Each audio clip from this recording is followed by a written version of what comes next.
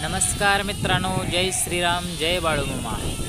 तर तुम्ही आता ओळखला असाल मी कुठं आलो होती, तरी सांगतो मी आता संत बाळूमामा यांच्या तळावरती आलेला आहे। पालखी क्रमांक 14 आणि पालखी कुठं मुक्कामी आहे तेही तुम्हाला सांगतो।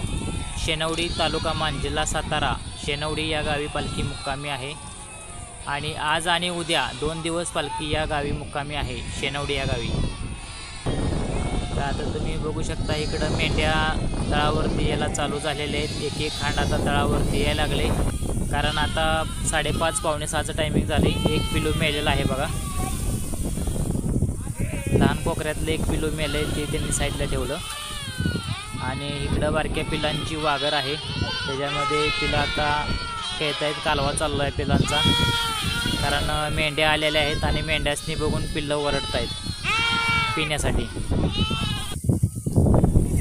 इकडे एक मेंढी आहे, येलेली मेंढी आहे, 1-2-4 दिवस झाला असेल येऊन, असा एक माझा अंदाज आहे। तर तिला धरून पिल्लासनी पाजावं लागतं या। कदाचित ती मेंढी स्वतःहून पाजन आहे, त्याच्यामुळे त्या मेंढीला धरून पाजावं लागते पिल्लासनी। तरी सेवेकरी आहेत, ती त्यांची सेवा करत आहेत, त्यांचं काम चालूच आहे। काही शेनवडी गावची स्थानिक मुलंसुद्धा मेंढी आहेत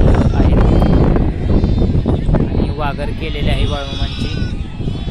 एक असं पार्ट केलेलं आहे, ते पहिला दुसरा तिसरा 4-5 पार्ट केलेला आहे। जेवढं खांड आहेत तेवढं खांडांचे काय म्हणते त्याला पार्ट केलेलं आहेत।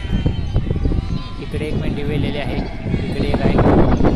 वेलेल्या मेंढ्या इकडं काय कारणास्तव बाहेर बांधलेले आहेत, कशासाठी बाहेर त्या बांधल्यात काय माहीत नाही। इकडे खांड आता आलेला आहे बघा, आणि बाळूमामाच्या पालखीचं निशाण इथं लावलेलं आहे। दादासाहेब कदम विद्यालय शेनवडी यांच्यासमोर पालखी उभी आहे।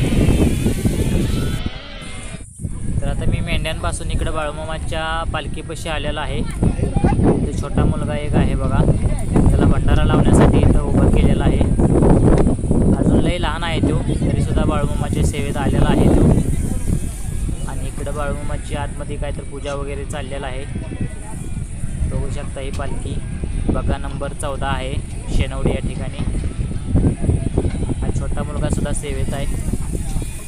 आणि इकडं शाळा आहे बघा, शाळेच्या पुढं मेंढ्या थांबवलेल्या आहेत, तिथं वाघर लावलेलं आहे मेंढ्यांची शाळेच्या पुढं मैदानात। इकडं ट्रॅक्टर वगैरे उभा केलेले आहेत। तर आता माझं दर्शन करून झालेलं आहे। तर मित्रांनो, मला काय तळावर थांबता येणार नाही, मला घरी जायचं आहे, काम आहे। चला, जय हिंद, जय महाराष्ट्र।